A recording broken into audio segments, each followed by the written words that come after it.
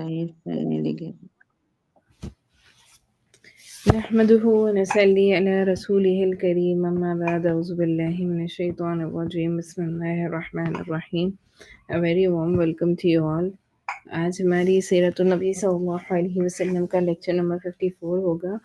گزشتہ نشستوں میں جب ہماری سیرت النبی صلی اللہ علیہ وسلم کی کلاس ہوا کرتی تھی ہم غزوہ احد میں تھے، تو ہم وہیں سے اپنے سفر کا آغاز کریں گے. میرے پرانے لیکچرز جو سیرہ کے ہوا کرتے تھے وہ آپ میرے یوٹیوب چینل پر دیکھ سکتے ہیں. میں انشاءاللہ پلے لسٹ آپ کو سینڈ کر دوں گی. ابھی ہم وہیں سے کنٹینیو کریں گے جہاں پہ ہم سیرہ میں رکے تھے، تو انشاءاللہ وہیں سے ہم کنٹینیو کریں گے. چلیے آپ سب بھی مجلس کے آغاز کی دعا پڑھ لیجیے. رب اشرح لی صدری ویسر لی امری واحلل عقدۃ من لسانی یفقهوا قولی. رب زدنی علما رب زدنی علما رب زدنی علما رب یسر ولا تعسر وتمم لنا بالخير وبك نستعين يا فتاح يا عليم يا فتاح يا عليم. اللهم صل على محمد وعلى آل محمد كما صليت على إبراهيم وعلى آل إبراهيم إنك حميد مجيد. اللهم بارك على محمد وعلى آل محمد كما باركت على إبراهيم وعلى آل إبراهيم إنك حميد مجيد. تو وہ گزشتہ نشست میں بات یہاں تک پہنچی تھی کہ ہم نے غزوہ احد شروع کر لیا تھا، اور غزوہ احد میں ہم کافی آگے بھی بڑھ گئے تھے. یعنی کہ مسلمانوں کی اس جنگ میں شکست کا ذریعہ کیا بنا تھا؟ جو تیر انداز جو تھے وہ ان کی نیچے آ جانے کی وجہ سے مسلمانوں کی شکست ہوئی تھی. تو اسی پہ ہم دوبارہ اپنا ڈسکشن کریں گے. تو غزوہ احد سیرت النبی صلی اللہ علیہ وسلم کا ایک اہم چیپٹر ہے. جب ہم اللہ کے نبی صلی اللہ علیہ وسلم کی زندگی مبارک کو پڑھنا چاہتے ہیں تو غزوہ احد ان میں سے ایک بہت ہی اہم جنگ تھی، جس سے ہمارے لیے سیکھنے کی بہت ساری چیزیں ہیں. تو ہم اس کو انشاءاللہ ڈسکس کرنے لگے ہیں. تو غزوہ احد جو تھا وہ ہم اس کو ریوائز کر لیتے ہیں، کیونکہ ہم کافی ٹائم بعد سیرہ کی کلاس کر رہے ہیں، تو تھوڑا سا ہم اس کو دوبارہ ریوائز کر لیتے ہیں کہ یہ شروع کہاں ہوا تھا اور اس کی کیا امپورٹنس ہے. پھر انشاءاللہ جہاں سے ہم نے روکا تھا الرحیق المختوم سے، وہاں سے ہم اس کو انشاءاللہ پھر سے دوبارہ کنٹینیو کر لیں گے. تو غزوہ احد جو ہے وہ سیکنڈ میجر بیٹل ہے جو مسلمانوں، یعنی سب سے بڑی جنگ ہے جو مسلمانوں اور قریش کے درمیان، یہ سب دوسری بڑی جنگ تھی جو مارکا کہلاتا ہے. اور یہ 3 ہجری میں ہوا تھا، مدینے کے قریب احد کے پہاڑ پہ ہوا ہے، اور اسلامی تاریخ کا یہ بہت اہم واقعہ ہے. کیوں اہم ہے؟ کیونکہ یہ بالکل جنگ بدر جو ہوئی تھی، جنگ بدر 2 ہجری میں ہوئی ہے، اور بالکل اس کے ایک سال بعد غالباً شوال میں غزوہ احد ہوا ہے. تو غزوہ بدر میں مسلمانوں کی شاندار جیت ہوئی تھی، اور اس جیت کے چرچے جو ہے سارے جگہ پر پھیلے ہوئے تھے، اور جو قریش مکہ تھے ان کے پاس بہت زیادہ عداوت بھر گئی تھی، اور ان کو اپنی شکست کا بدلہ لینا تھا مسلمانوں سے. تو اس غزوے کی بھی بنیاد، یعنی شروعات کس کی وجہ سے ہوئی؟ ابو سفیان ہی کے قافلے کی وجہ سے ہوئی یہاں پر بھی. اور اس وقت وہ لوگ اور زیادہ تعداد میں آئے تھے مسلمانوں کے پاس. جو پچھلی دفعہ وہ آئے تھے نا، اس سے بہت زیادہ ان کی تعداد تھی اس دفعہ. تو بدر کی جو کامیابی تھی اس میں قریش جو تھے وہ ہار گئے تھے نا. تو قریش کا من تھا کہ ہم مسلمانوں سے لڑیں اور پھر وہ مسلمانوں کو شکست دیں. تو یہاں پر بھی مسلمانوں کو اس کے ساتھ لڑنے کے لیے ابو سفیان کا لشکر آیا تھا. ابو سفیان کا لشکر آیا تھا. تو ابو سفیان کے لشکر میں کتنے لوگ تھے؟ ابو سفیان کے لشکر میں غالباً 3000 سے زیادہ لوگ تھے. اور مکے کے جو دوسرے بڑے سردار تھے اس وقت کے، وہ اس میں شامل تھے۔ اور مسلمز کی، یعنی ہم مسلمانوں کی قیادت کون کر رہے تھے؟ قیادت یعنی جس کے انڈر لڑائی ہو رہی ہے، محمد رسول اللہ صلی اللہ علیہ وسلم اور 700 صحابہ تھے۔ اصل تو 1000 صحابہ تھے، لیکن ان میں سے 300 جو منافقین تھے وہ واپس ہو گئے تھے۔ تو پھر اللہ کے نبی صلی اللہ علیہ وسلم کے ساتھ 700 صحابہ رہ گئے تھے جنہوں نے اس جنگ میں حصہ لیا ہے۔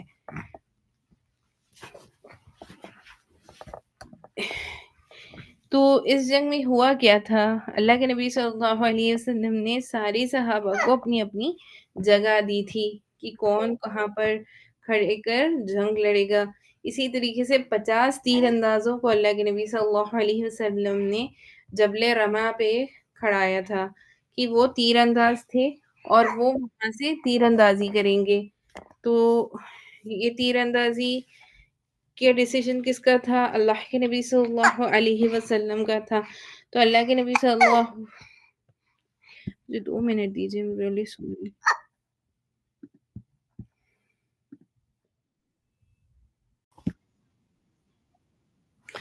تو میں یہی بتا رہی تھی آپ کو کہ انیشلی جو ہوا تھا کہ مسلمانوں کا، اس میں ابتدائی میں کیا ہوا کہ مسلمانوں نے بڑی دلیری سے ان سے لڑائی کی۔ تو اللہ کے نبی صلی اللہ علیہ وسلم نے صحابہ کرام رضی اللہ تعالیٰ عنہم اجمعین کو جگہیں دی تھی کہ کون کہاں پر کھڑے کر جنگ کرے گا۔ تو 50 تیر انداز تھے جن کو اللہ کے نبی صلی اللہ علیہ وسلم نے جبل رحمہ پر کھڑے ہو کر تیر اندازی کرنے کے لیے کہا تھا۔ وہ لوکیشن ایسی تھی کہ وہاں سے کھڑے ہو کر جب وہ لڑائی کر رہے تھے تو مسلمانوں کی جیت ہو رہی تھی۔ اب جب وہ تیر اندازوں نے دیکھا کہ مسلمان نیچے جو ہے انہوں نے بڑی دلیری سے لڑائی کی اور دشمن جو ہے قریش بھاگ رہے ہیں، تو پھر وہ نیچے اتر آئے۔ لیکن اللہ کے نبی صلی اللہ علیہ وسلم کا فرمان تھا کہ چاہے کچھ ہو جائے نیچے نہ آنا۔ تو صحابہ کرام رضی اللہ تعالیٰ عنہم اجمعین یہاں پر نیچے اسی لیے آئے ہیں کیونکہ انہیں ایسا لگا کہ جنگ ابھی ختم ہو چکی ہے اور صحابہ کرام جو نیچے ہیں وہ مال غنیمت لے رہے ہیں، تو ہم بھی ان کے ساتھ نیچے اتر کر ان کی مدد کر دیتے ہیں۔ لیکن جگہ کو خالی پا کر کیا کیا؟ اس وقت تک خالد بن ولید رضی اللہ تعالیٰ عنہ ابھی ایمان نہیں لائے تھے، تو انہوں نے کیا کیا؟ وہ کمانڈر تھے قریش اس وقت تک، تو وہ وہاں اس جگہ کو خالی دیکھ کر وہاں سے مسلمانوں پر تیر اندازی کرنا شروع کر دیا۔ تو مسلمان اب کیا ہو گئے؟ سینڈوچ ہو گئے نا، اوپر سے بھی تیر آ رہے ہیں، پیچھے سے بھی قریش حملہ، بیچ میں صحابہ، تو پھر گھماسان جو ہے وہ لڑائی ہوئی ہے اور پھر مسلمان یہاں پر ہار جاتے ہیں۔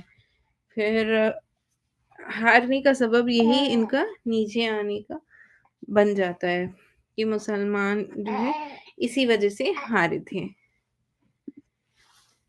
اور اس میں ہم نے یہ بھی پڑھا ہے کہ اللہ کے نبی صلی اللہ علیہ وسلم کو بھی جو ہے زخمی کیا گیا تھا اور حضرت حمزہ رضی اللہ تعالیٰ عنہ کی شہادت ہوئی تھی وحشی کی وجہ سے، اور پھر مسلمان احد کے پہاڑ پر واپس چلے گئے۔ تو یہاں پر مسلمانوں کی وہ ہوئی ہے، یعنی شکست ہوئی ہے۔ تو ہم واپس اپنی کتاب جو الرحیق المختوم ہے جہاں پر ہم کنٹینیو کر رہے تھے وہیں سے ہم کنٹینیو کر لیتے ہیں۔ تو تیر اندازوں کی یہاں پہ جو خوفناک غلطی تھی وہاں سے ہم نے کنٹینیو کرنا تھا، تو ہم وہیں سے اسی سے ہم اپنا آج کا آغاز کرتے ہیں کتاب میں جہاں ہم تھے، پیج نمبر 491۔ اگر کوئی الرحیق المختوم ریفر کرنا چاہتا ہے تو ہم پیج نمبر 491 پر تھے، تو وہیں سے میں کنٹینیو کر رہی ہوں۔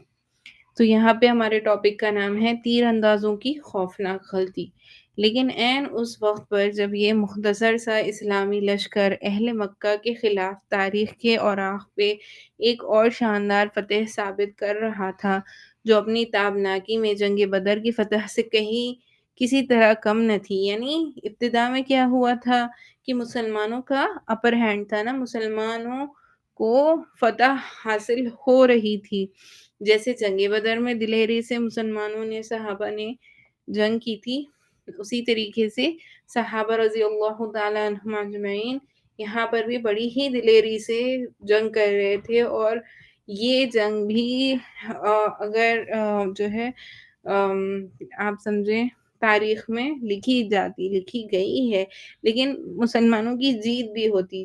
تو تیر اندازوں کی تیر اندازوں کی اکثریت نے ایک خوفناک غلطی کا ارتکاب کیا، جس کی وجہ سے جنگ کا پھانسا پلٹ گیا، مسلمانوں کو شدید نقصانات کا سامنا کرنا پڑا، اور خود نبی کریم صلی اللہ علیہ وسلم شہادت سے بال بال بچے، اور اس کی وجہ سے مسلمانوں کی وہ سخت اور وہ ہیبت جاری رہی جو جنگ بدر کے نتیجے میں انہیں حاصل ہوئی تھی۔ یعنی جنگ بدر میں ان کو بہت اچھی جیت ہوئی تھی نا مسلمانوں کو، حالانکہ وہ صرف 313 صحابہ تھے، لیکن ان کے قریش کی جو 1000 کا لشکر تھا ان پر غالب تھے، کم تھے لیکن غالب تھے۔ یہاں پر یہی بتایا جا رہا ہے کہ یہاں پہ سارے جنگ کا پاسا کیسے پلٹا۔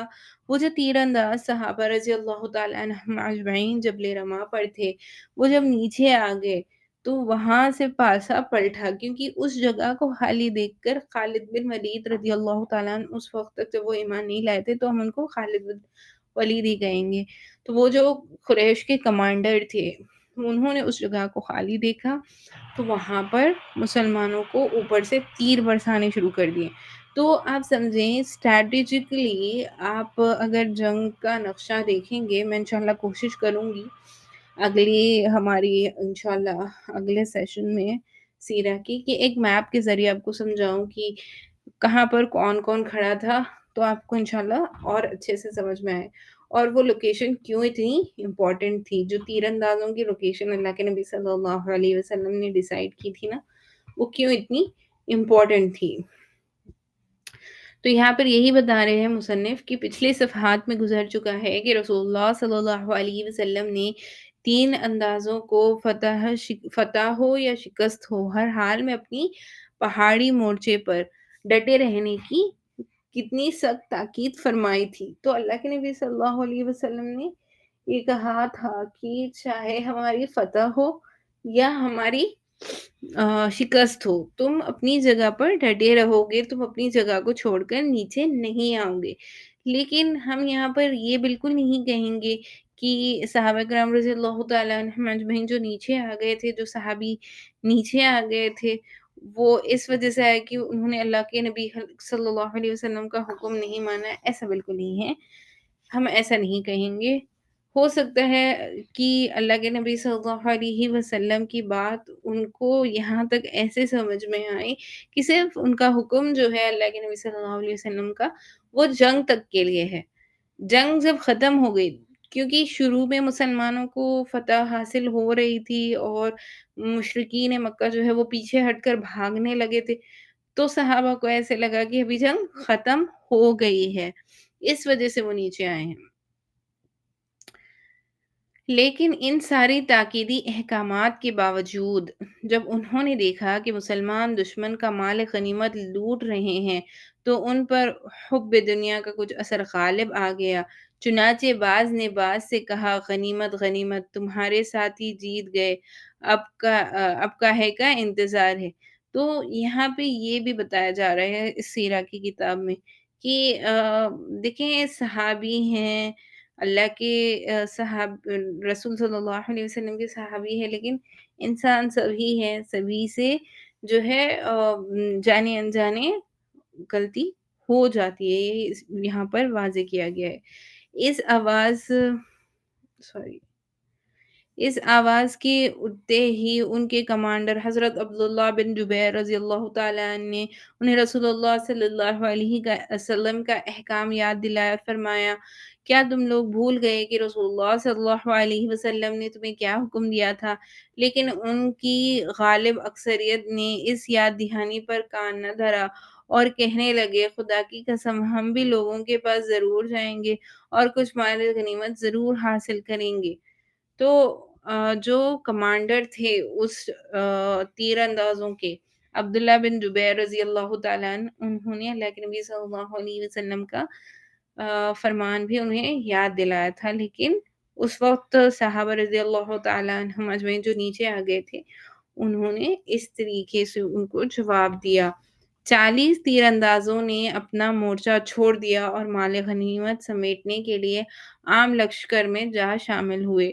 اس طرح مسلمانوں کی پشت خالی ہو گئی اور وہاں صرف عبداللہ رضی اللہ تعالیٰ عنہ یعنی عبداللہ بن جبیر رضی اللہ تعالیٰ عنہ اور ان کے 9 ساتھی باقی رہ گئے۔ تو ٹوٹل کتنے مطلب کتنے صحابی رضی اللہ تعالیٰ عنہ اجمعین کو پہاڑ پہ ٹھہرایا گیا تھا؟ 50 تیر اندازوں۔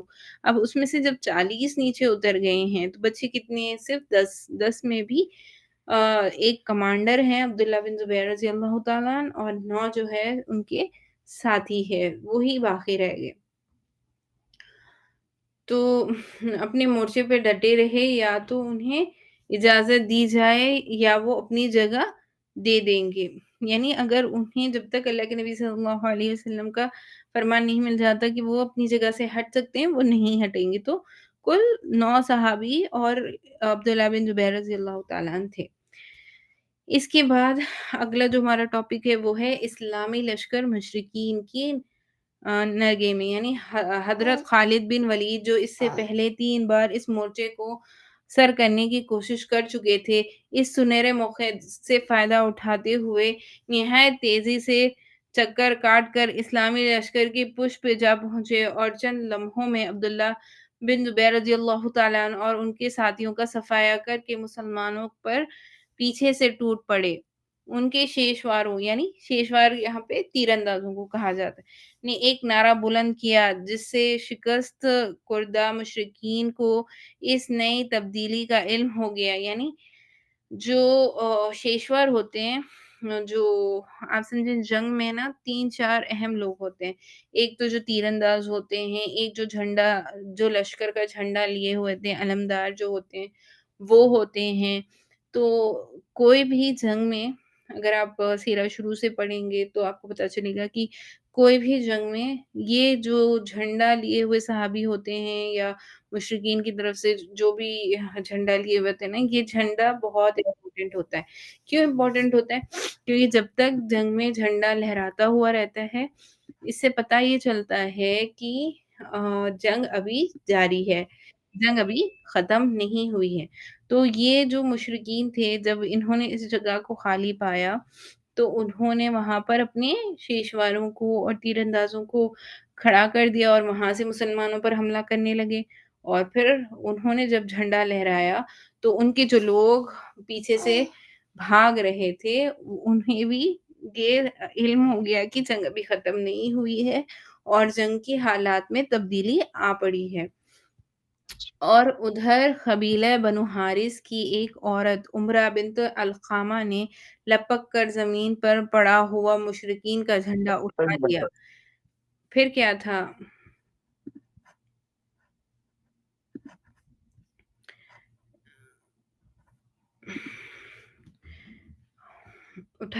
پھر کیا تھا؟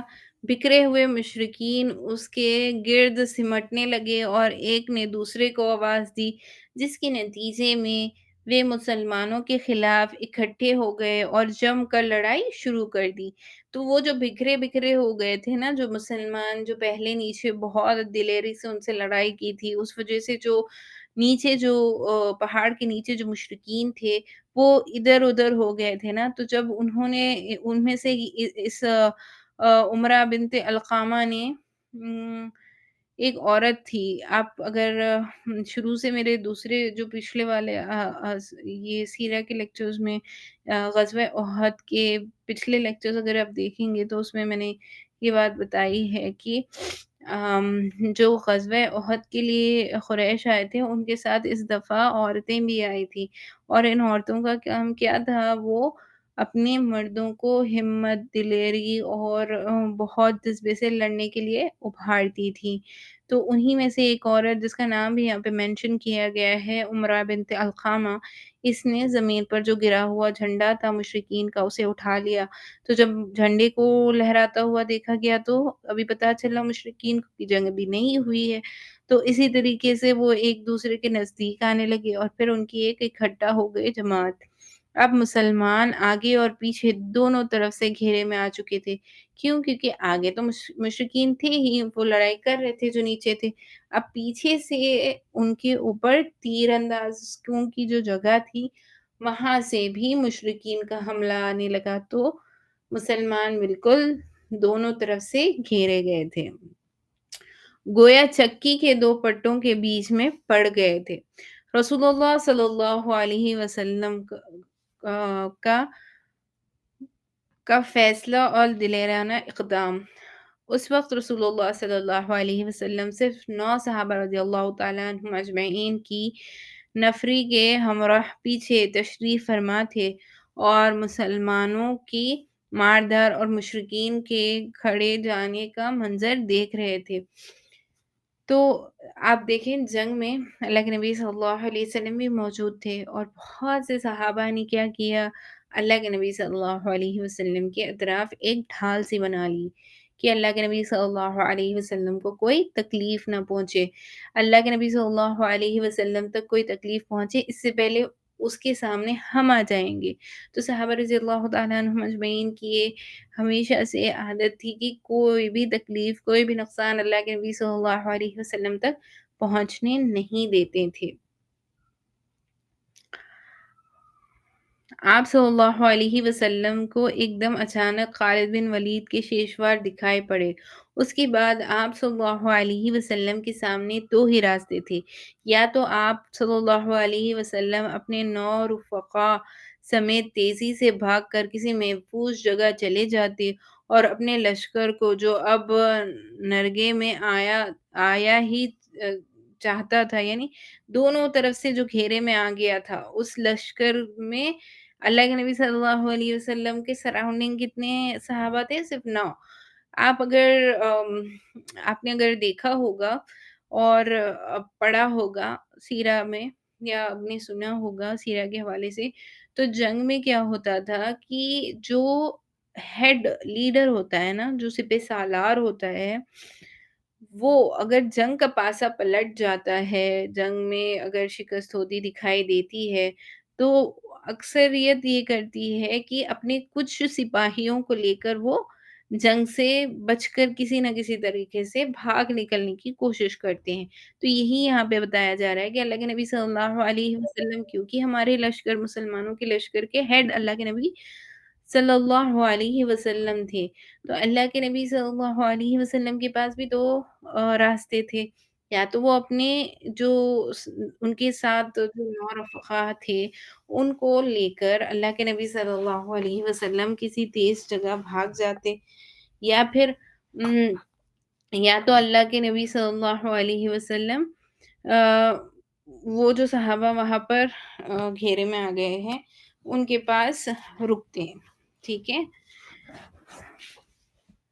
یا اپنی جگہ خطرے میں ڈال کر اپنے صحابہ رضی اللہ تعالیٰ عنہم اجمعین کو بلاتے اور ان کی ایک بڑی تعداد اپنے پاس جمع کر کے ایک مضبوط محض تشکیل دیتے اور اس کے ذریعے مشرکین کا گھیرا توڑ کر اپنے لشکر کے لیے احد کی بلندی کی طرف جانے کا راستہ بتاتے۔ تو دو اللہ کے نبی صلی اللہ علیہ وسلم کے پاس راستے تھے، کیا تھے؟ میں دوبارہ دہرا دیتی ہوں تاکہ کنفیوژن نہ ہو۔ سب سے پہلا راستہ کیا تھا؟ یا تو آپ صلی اللہ علیہ وسلم اپنے رفقا کس کو کہتے ہیں؟ جو آپ کے ساتھ ہی تھے، جو 9 لوگ آپ کے ساتھ تھے اس وقت، ان کے سمیت تیزی سے بھاگ کر کسی محفوظ جگہ چلے جاتے اور اپنے لشکر کو جو اب نرگے میں آیا تھا، نرگے میں آیا تھا کا مطلب میں نے آپ کو بتایا ہے کہ نرگے میں آنے کا مطلب کیا ہے، دونوں طرف سے گھیرا ہوا تھا نا مشرکین سے، اوپر سے بھی تیر اندازوں کی جگہ کو مشرکین نے آکوپائی کر لیا تھا، تو وہ جگہ بھی اب وہاں سے بھی مسلمانوں کو ان کی طرف سے تیر اندازی کے ذریعے اور ان کے اوپر حملہ ہو رہا تھا، اور نیچے جو مشرکین فیس ٹو فیس لڑائی کر رہے تھے وہ بھی لڑائی کر ہی رہے تھے نا، تو دونوں ہی طرف سے مسلمانوں گھیرے میں آئے ہوئے تھے۔ آ، اس کی قسمت پر چھوڑ دیتے، یعنی جو گھیرے میں آئے ہوئے صحابہ تھے ان کو چھوڑ دیتے اپنی قسمت پر، اب یا اپنی جان خطرے میں ڈال کر، یا تو ان سارے صحابہ کو جو وہاں نیچے لڑ رہے تھے، دونوں طرف سے جو گھیرے ہوئے تھے ان کو چھوڑ کر اللہ کے نبی صلی اللہ علیہ وسلم کے قریب جو 9 صحابہ تھے ان کو لے کر اللہ کے نبی صلی اللہ علیہ وسلم کسی محفوظ جگہ چلے جا سکتے تھے، یا پھر آپ کیا کر سکتے تھے، آپ اپنی جان کو خطرے میں ڈال کر اپنے صحابہ رضی اللہ تعالیٰ عنہ کو بلاتے، یعنی جو دوسرے بھی صحابہ ہیں ان کو اپنے نزدیک بلاتے اور ان کی ایک بڑی تعداد اپنے پاس جمع کر کے ایک مضبوط محض تشکیل دیتے، یعنی بہت بڑا گروہ بن جاتا، اور اس کے ذریعے مشرکین کا گھیرا توڑ کر اپنے لشکر کے لیے احد کی بلندی کی طرف جانے کا راستہ بناتے۔ یہ دو راستے تھے اللہ کے نبی صلی اللہ علیہ وسلم کے پاس، تو دیکھتے ہیں اللہ کے نبی صلی اللہ علیہ وسلم نے کون سا چنا۔ آزمائش کے اس نزدیک ترین موقع پر رسول اللہ صلی اللہ علیہ وسلم کی عبقریت اور بے نظیر شجاعت نمائی ہوئی، کیونکہ آپ صلی اللہ علیہ وسلم نے جان بچا کر بھاگنے کے بجائے اپنی جان خطرے میں ڈال کر صحابہ اکرام رضی اللہ تعالیٰ عنہم اجمعین کی جان بچانے کا فیصلہ کیا۔ دیکھیں ایسے ہوتے ہیں لیڈرز، ان کو لیڈرز کہا جاتا ہے۔ جو لیڈر ہوتے ہیں نا، جو سپہ سالار ہوتا ہے، ہمیشہ یاد رکھیں وہ ایسا ہوتا ہے کہ وہ اپنے لشکر کو چھوڑ کر، یعنی جو اس کے ساتھی ہوتے ہیں ان کو چھوڑ کر خطرہ دیکھ کر نہیں بھاگتا۔ تو یہاں پر بھی اللہ کے نبی صلی اللہ علیہ وسلم کی سیرت سے ہمیں یہ بات سمجھ میں آ رہی ہے کہ اللہ کے نبی صلی اللہ علیہ وسلم نے مشکل وقت میں کبھی بھی اپنے صحابہ کو اکیلے چھوڑ کر خود محفوظ جگہ میں جانے کو ناپسند فرمایا، بلکہ آپ نے کیا راستہ اختیار کیا، آپ نے اپنے صحابہ کے ساتھ ہی لڑنے کا فیصلہ کیا تاکہ ان کی بھی جان بچ سکے نا، ان کو اکیلے چھوڑ کر جنگ کے میدان سے آپ نہیں گئے۔ چنانچہ آپ صلی اللہ علیہ وسلم نے خالد بن ولید کے شیشواروں کو دیکھتے دیکھتے ہی نہایت بلند آواز سے صحابہ اکرام رضی اللہ تعالیٰ عنہم اجمعین کو پکارا، اللہ کے بندو ادھر ادھر۔ حالانکہ آپ صلی اللہ علیہ وسلم جانتے تھے کہ یہ آواز مسلمانوں سے پہلے مشرکین تک پہنچ جائے گی، اور یہ ہوا بھی۔ چنانچہ یہ آواز سن کر مشرکین کو معلوم ہو گیا کہ آپ صلی اللہ علیہ وسلم یہیں موجود ہے۔ اب دیکھیں اللہ کے نبی صلی اللہ علیہ وسلم کی صحابہ سے محبت کو دیکھیں کہ اللہ کے نبی صلی اللہ علیہ وسلم اپنے آپ کو بچا کر جنگ میں، کیونکہ ایسا افراتفری کا ماحول تھا، سب بکھر گئے تھے، اور یعنی مسلمان تو دونوں طرف سے گھر چکے تھے، لیکن اس میں بھی اللہ کے نبی صلی اللہ علیہ وسلم نے اپنے صحابہ کو بچانے کی کوشش کے لیے آواز لگائی نا کہ اللہ کے بندو ادھر آ جاؤ، یعنی ایک جٹ ہو جاؤ، نزدیک ہو جاؤ، تاکہ ہمارا ایک مضبوط گروہ بن جائے۔ تو جب اللہ کے نبی صلی اللہ علیہ وسلم نے آواز دی تو ام، صحابہ کرام رضی اللہ تعالیٰ عنہم اجمعین کے ساتھ ساتھ ان کفار و مشرکین کو بھی آواز سنائی دی نا، تو ان کو یہ پتا چل گیا کہ یہاں پر اللہ کے نبی صلی اللہ علیہ وسلم بھی موجود ہیں۔ ان کی تو سب سے بڑی دشمنی تھی ہمارے نبی صلی اللہ علیہ وسلم سے، اور وہ تو ہمیشہ سے چاہتے تھے، مکے سے ہجرت کا سبب ہی یہ بنا تھا نا کہ مکے سے جب اللہ کے نبی صلی اللہ علیہ وسلم نے ہجرت کی تھی، اس سے پہلے آپ نے سیرہ میں پڑھا ہے کہ ان کا تو یہی ارادہ تھا نا کہ وہ معاذ اللہ کے نبی صلی اللہ علیہ وسلم کو قتل کر دیں، تو انہوں نے پوری کوشش بھی کی تھی، لیکن اللہ کے حکم سے جب اللہ کے نبی صلی اللہ علیہ وسلم نے مٹھی اٹھا کر پھونکا تو ان کے آنکھوں میں کچھ نظر ہی نہ آیا، اور اللہ کے نبی صلی اللہ علیہ وسلم ابوبکر صدیق رضی اللہ تعالیٰ عنہ کے ساتھ پھر سوار ہو گئے تھے ہجرت کے سفر پر۔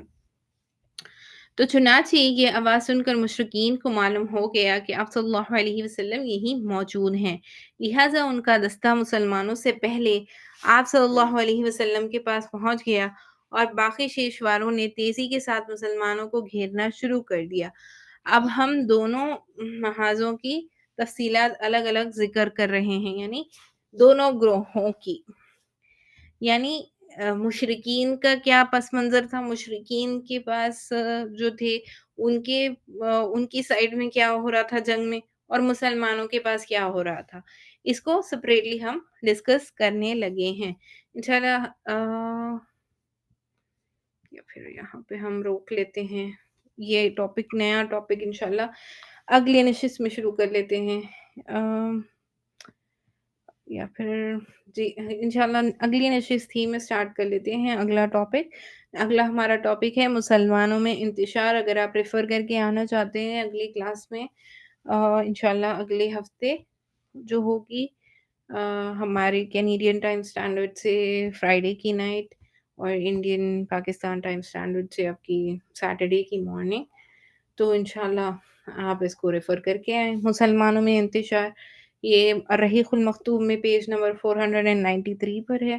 آپ رومن والی جو الرحیق المختوم ہے اس میں رومن اردو میں جو ہے اس میں 493 پہ ہے، اردو میں بھی سیم یہی ٹائٹل ہوگا، مسلمانوں میں انتشار۔ انشاءاللہ ہم اگلی نشست میں یہیں سے پھر کنٹینیو کریں گے۔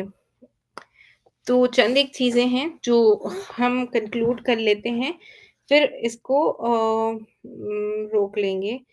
تو میں آپ سے بتانے یہ لگی تھی کہ غزوہ احد میں جو ہم نے ریویژن کیا ہے اس میں مسلمانوں کے ہم نے یہ دیکھا کہ جب یہ گھماسان یدھ ہوا تو اس میں حمزہ رضی اللہ تعالیٰ شہید ہوئے تھے، اور مسلمان جو ہے پھر وہ احد کے پہاڑ کی طرف واپس جانے لگے تھے۔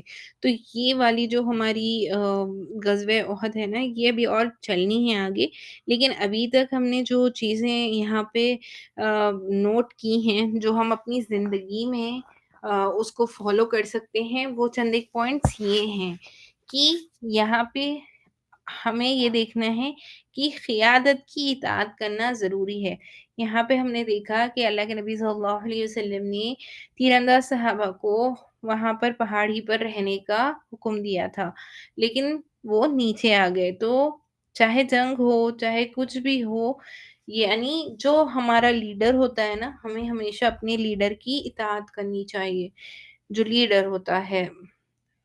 تو یہ لیڈر آپ سمجھیں جو اسلامک لیڈرز بھی ہیں، جو ہمارے علماء کرام ہیں، اگر وہ ہمیں کوئی بھلائی کی بات بتاتے ہیں تو وہ ہماری ہی فائدے کے لیے ہوتی ہے، تو ہمیں ہمیشہ اطاعت کرنی ہے ان لیڈرز کی، قیادت کرنے والوں کی۔ دوسری چیز اتحاد اور نظم و ضبط، یعنی اتحاد میں رہنا، ایک جٹ ہو کے رہنا، یہ بہت اہم ہے، اور نظم و ضبط یعنی ڈسپلن سے رہنا بھی بہت ضروری ہے۔ اگر صحابہ کرام نیچے نہیں آتے اور ان کا اتحاد نہیں ٹوٹتا تو شاید جنگ احد میں مسلمانوں کو شکست ہی نہ ہوتی، مسلمان ہی جیتتے، مسلمان ہی غالب آ جاتے۔ یہ ہمیں 2 پوائنٹس ابھی تک ڈسکس کیے ہیں۔ آگے والے جو پوائنٹس ہیں یعنی اللہ پر بھروسہ کرنا، وہ تو ہمیشہ سے ہم سیرہ میں ہمیشہ دیکھتے آئے ہیں کہ چاہے کوئی بھی پس منظر ہو، چاہے کچھ بھی حالات ہو، صحابہ اکرام رضی اللہ تعالیٰ عنہم اجمعین اور اللہ کے نبی صلی اللہ علیہ وسلم کی سیرہ سے ہمیں یہ بات ہمیشہ ملتی ہے کہ ہمیں اللہ ہی پر بھروسہ کرنا ہے، اور اللہ نے کیسے معافی عطا فرمائی اور کیسے استقامت انہوں نے پھر حاصل کی، وہ بھی ہم انشاءاللہ ڈسکس کریں گے۔ لیکن یہ بھی ایک امپورٹنٹ پوائنٹ ہے یہاں پہ جنگ احد میں کہ ہمیں ہمیشہ اللہ سے معافی مانگنی چاہیے اگر ہم سے اپنی قیادت کرنے والے کی اطاعت میں کوئی کمی پیشی رہ جائے، تو معافی مانگے، اور پھر دین پر استقامت سے چلنے کی بھی دعائیں ہمیں مانگنی چاہیے۔ تو قرآن مجید میں اللہ سبحانہ وتعالیٰ نے سورہ آل عمران میں فرمایا ہے کہ کمزور نہ پڑو اور نہ غم کرو، اگر تم مومن ہو تو تم ہی غالب رہو گے۔ تو اللہ کے نبی صلی اللہ علیہ وسلم کے اوپر بھی آیت نازل ہوئی ہے، تو صحابہ کو تسلی دی گئی نا، اللہ کے نبی صلی اللہ علیہ وسلم کو بھی تسلی دی گئی۔ سورہ آل عمران کی آیت ہے یہ، تیسرے پارے میں آیت نمبر 139، جس میں اللہ سبحانہ وتعالیٰ فرما رہے ہیں کہ کمزور نہیں پڑنا ہے، نہ ہی غم کرنا ہے، کیونکہ موقع ایسا تھا، غم کا موقع تھا۔ تو بے شک آپ دیکھیں گے کہ غم، کیونکہ مسلمانوں کا بڑا نقصان ہوا ہے۔ آگے ہم مزید اس کی تفصیلات انشاءاللہ دیکھیں گی تو آپ کو اور اچھے سے سمجھ میں آئے گا۔ امید ہے کہ جو پڑھانے سمجھانے کی کوشش کی گئی غزوہ احد کے حوالے سے وہ آپ کو سمجھ میں آ گیا ہوگا۔ انشاءاللہ کوشش کریں کہ آپ سیرہ کی کلاسز ریگولرلی لیں تو انشاءاللہ آپ کو بہت اچھے سے سمجھ میں بھی آئے گا، اور بہت آپ اپنی زندگیوں میں اس کی تبدیلی آتے ہوئے دیکھیں گے کہ سیرہ جب ہم پڑھتے ہیں نا، ہمارا دل روشن ہو جاتا ہے، ہمیں قرآن مجید کی آیتیں بہتر سمجھ میں آتی ہیں۔ تو سیرہ سے ہمیشہ جڑے رہنا چاہیے۔ چلیے ہم اپنی مجلس کو ختم کر لیتے ہیں ابھی اللہ کے نام سے۔ سبحان اللہ وبحمدہ، سبحانک اللہم وبحمدک، نشہد ان لا الہ الا انت، نستغفرک ونتوب الیک۔ سبحان ربک رب العزت عما یصفون، وسلام علی المرسلین، والحمد للہ رب العالمین۔ انشاءاللہ سورہ نصر جو ہے ہمارا، جو کنٹینیوشن ہے سورہ دورہ قرآن کے حوالے سے، وہ سورہ نصر ہم کل کریں گے۔ تو کل ہماری کلاس ہوگی انشاءاللہ۔ اگر آپ چاہتے ہیں کہ کل نہ ہو تو مجھے میسج کر کے بتا دیجیے گا۔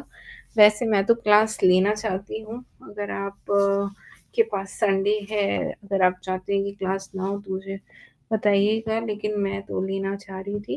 تو میرا تو ارادہ ہے کہ میں سورہ نصر انشاءاللہ کل شروع کروں دورہ قرآن میں۔ چلیے انشاءاللہ پھر ہم اس حوالے سے گفتگو کر لیتے ہیں آگے۔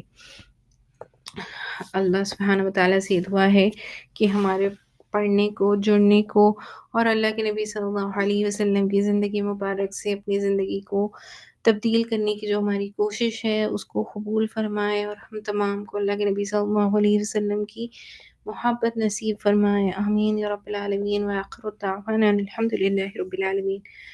سبحان اللہ بحمدہ، سبحانک اللہم بحمدک، نشہد ان لا الہ الا انت، نستغفرک ونتوب الیک۔